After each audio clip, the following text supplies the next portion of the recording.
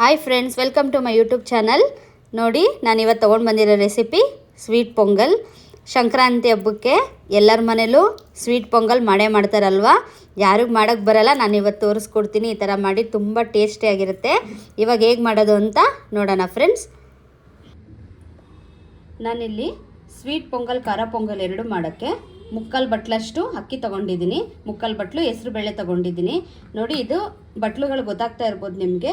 ಒಂದು ದೊಡ್ಡ ಬಟ್ಲಲ್ಲಿ ಮುಕ್ಕಾಲು ಬಟ್ಲು ಅಕ್ಕಿ, ಚಿಕ್ಕ ಬಟ್ಲಲ್ಲಿ ಮುಕ್ಕಾಲು ಬಟ್ಲು, ಎರಡು ಮುಕ್ಕಾಲೇ ಇರಬೇಕು. ಅಕ್ಕಿ ಕ್ವಾಂಟಿಟಿ ಮಾತ್ರ ಸ್ವಲ್ಪ ಜಾಸ್ತಿ ಇರಲಿ. ಇವಾಗ ಇದೆರಡೂ ವಾಶ್ ಮಾಡ್ಕೊಳ್ಳೋಣ. ಇವಾಗ ನೋಡಿ, ಎರಡೂ ಮಿಕ್ಸ್ ಮಾಡಿ ಕ್ಲೀನಾಗಿ ವಾಶ್ ಮಾಡ್ಕೊಂಡು ಬಂದಿದ್ದೀನಿ.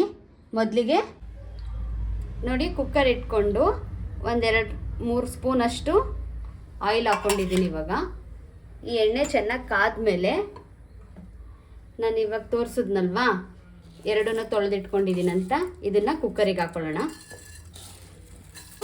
ಎಣ್ಣೆಲಿ 1-2 ನಿಮಿಷ ಹುರ್ಕೋಬೇಕು. ಎಣ್ಣೆಲಿ 1-2 ನಿಮಿಷ ಹುರಿದ್ಮೇಲೆ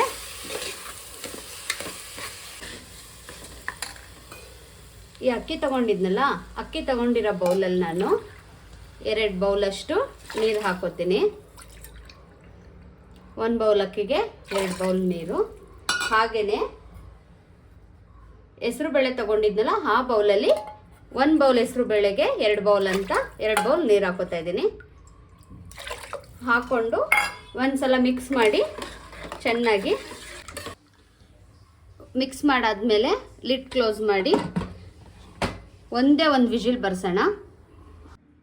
ಸ್ವೀಟ್ ಪೊಂಗಲ್ ಮಾಡೋಕ್ಕೆ ನಾನಿಲ್ಲಿ ಮುಕ್ಕಾಲು ಕಪ್ಪಷ್ಟು ಬೆಲ್ಲ ತೊಗೊಂಡಿದ್ದೀನಿ. ಈ ಬೆಲ್ಲನ ನಾನಿಲ್ಲಿ 1 ಬೌಲಲ್ಲಿ ನೀರು ಕಾಯಿಸಿ ಇಟ್ಕೊಂಡಿದ್ದೀನಿ. ಈ ನೀರು ಒಳಗಡೆ ಫಸ್ಟು ಬೆಲ್ಲ ಹಾಕಿ ಬೆಲ್ಲ ಎಲ್ಲ ಕರಗಿಸ್ಕೊಬಿಡೋಣ.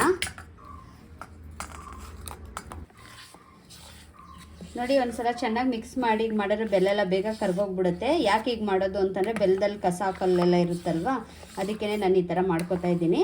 ಇವಾಗ ಇದನ್ನು ಸೈಡ್ಗೆ ಇಟ್ಬಿಟ್ಟು ಮತ್ತೆ ಏನು ಬೇಕು ಪೊಂಗಲ್ ಮಾಡೋಕ್ಕೆ ಅಂತ ನಾನು ಇವಾಗ ತೋರಿಸ್ತೀನಿ. ಮುಕ್ಕಾಲು ಬಟ್ಲಷ್ಟು ತೆಂಗಿನಕಾಯಿ ತುರಿದಿಟ್ಕೊಂಡಿದ್ದೀನಿ. ಒಂದು ಸ್ವಲ್ಪ ಗೋಡಂಬಿ, ಒಂದು ಸ್ವಲ್ಪ ದ್ರಾಕ್ಷಿ, ಸ್ವಲ್ಪ ತುಪ್ಪ, ಏಲಕ್ಕಿ ಕಾಯಿ ಪೌಡರು. ಇವಾಗ ನೋಡಿ, ಬೆಲ್ಲ ಕರಗಿದೆ. ಇದನ್ನು ನಾನು ಇಲ್ಲಿ ಅನ್ನ ಮತ್ತು ಹೆಸರು ಬೇಳೆ ಒಳಗಡೆ ಫಿಲ್ಟ್ರ್ ಮಾಡಿ ಹಾಕೋತಾ ಇದ್ದೀನಿ ಬೆಲ್ಲನ.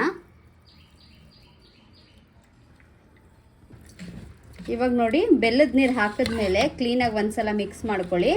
ಮಿಕ್ಸ್ ಮಾಡಿಕೊಂಡು ಇದಕ್ಕೇನೇನೆ ನಾನು ಇವಾಗ ತೆಂಗಿನಕಾಯಿ ತುರಿದಿಟ್ಕೊಂಡಿದ್ನಲ್ವಾ, ಇದನ್ನು ಹಾಕೋತಾ ಇದ್ದೀನಿ.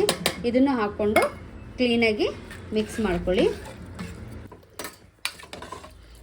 ಇವಾಗ ನಾನು ಸ್ಟವ್ ಮೇಲೆ ಕುಕ್ಕರ್ ಇಟ್ಕೊಂಡು ಚೆನ್ನಾಗಿ ಇದನ್ನು ಒಂದು 10 ಮಿನಿಟ್ಸ್ ಕುದಿಯೋಕೆ ಬಿಡೋಣ. ಅವಾಗವಾಗ ನೀವು ಕೈ ಆಡಿಸ್ತಾನೆ ಇರಬೇಕು, ಇಲ್ಲಾಂತಂದರೆ ಸ್ವೀಟ್ ಅಲ್ವಾ ತಳ ಹಿಡ್ಕೊಬಿಡುತ್ತೆ. ಇವಾಗ ನೋಡಿ, ಇದು ಕುದಿಯೋವರೆಗೆ ನಾನು ಬೇರೆ ಸ್ಟವಲ್ಲಿ ಇಟ್ಕೊತೀನಿ. ಇದನ್ನು ಕುದಿಲಿಕ್ಕೆ ನಾನಿಲ್ಲಿ ಒಂದು ಚಿಕ್ಕದು ಒಗ್ಗರಣೆದು ಬಾಣಲಿ ಇಟ್ಕೊಂಡಿದ್ದೀನಿ. ನೋಡಿ, ಇದಕ್ಕೇ ನಾನು ಒಂದು 3 ಸ್ಪೂನ್ ತುಪ್ಪ ಹಾಕೋತಾ ಇದ್ದೀನಿ. ಇವಾಗ ನೋಡಿ, ತುಪ್ಪ ಕಾದಿದೆ. ನಿಮಗೆ ಎಷ್ಟು ಬೇಕು ಅಷ್ಟು ತುಪ್ಪ ಹಾಕೋಬೋದು. ತುಪ್ಪ ಜಾಸ್ತಿ ಹಾಕ್ಕೊಂಡಷ್ಟು ಟೇಸ್ಟ್ ಚೆನ್ನಾಗಿರುತ್ತೆ. ನಾನಿವಾಗ ಇದಕ್ಕೆ ಗೋಡಂಬಿ ಹಾಕ್ತಾ ಇದ್ದೀನಿ. ಗೋಡಂಬಿನ ಫಸ್ಟು ಸ್ವಲ್ಪ ಫ್ರೈ ಮಾಡ್ಕೊಳ್ಳೋಣ, ಆಮೇಲೆ ದ್ರಾಕ್ಷಿ ಹಾಕೋಣ. ಫಸ್ಟೇ ದ್ರಾಕ್ಷಿ ಹಾಕಿದ್ರೆ ದ್ರಾಕ್ಷಿ ಬೇಗ ಕಪ್ಪಾಗ್ಬಿಡುತ್ತೆ. ಹಾಗಾಗಿ ಫಸ್ಟ್ 1-2 ನಿಮಿಷ ಗೋಡಂಬಿನ ತುಪ್ಪದಲ್ಲಿ ಫ್ರೈ ಮಾಡಿಕೊಂಡು ಆಮೇಲೆ ನೀವು ದ್ರಾಕ್ಷಿ ಹಾಕೋಬೇಕು. ನೋಡಿ, ನಾನು ದ್ರಾಕ್ಷಿನ ಹಾಕೋತಾ ಇದ್ದೀನಿ. ಇವಾಗ ದ್ರಾಕ್ಷಿ ಹಾಕ್ಕೊಂಡು ದ್ರಾಕ್ಷಿನ 1-2 ನಿಮಿಷ ಫ್ರೈ ಮಾಡ್ಕೊಳ್ಳೋಣ. ಇವಾಗ ನೋಡಿ, ದ್ರಾಕ್ಷಿ ಗೋಡಂಬಿ ಎರಡೂ ಒಂದೇ ಹದದಲ್ಲಿ ಚೆನ್ನಾಗಿ ತುಪ್ಪದಲ್ಲಿ ಫ್ರೈ ಆಗಿದೆ. ನಾನು ಇದನ್ನು ಇಲ್ಲಿ ನೋಡಿ ಕುದೀತಾ ಇದೆ ಅಲ್ವಾ ಪೊಂಗಲ್, ಈ ಪೊಂಗಲ್ ಒಳಗಡೆ ಹಾಕ್ತೀನಿ.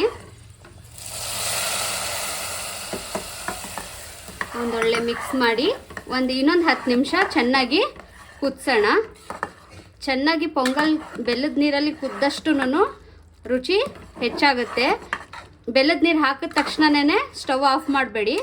ಬೆಲ್ಲ ಚೆನ್ನಾಗಿ ಕುದ್ದಿ ಅದು ಒಂದೇಳೆ ಪಾಕ ಥರ ಬಂದಾಗ ಪೊಂಗಲ್ ಇನ್ನೂ ಟೇಸ್ಟಾಗಿರುತ್ತೆ ನಿಮಗೆ. ಈ ಟೈಮಲ್ಲಿ ನಾನು ಇದಕ್ಕೆ ಏಲಕ್ಕಿ ಪೌಡರ್ ಹಾಕ್ತಾ ಇದ್ದೀನಿ.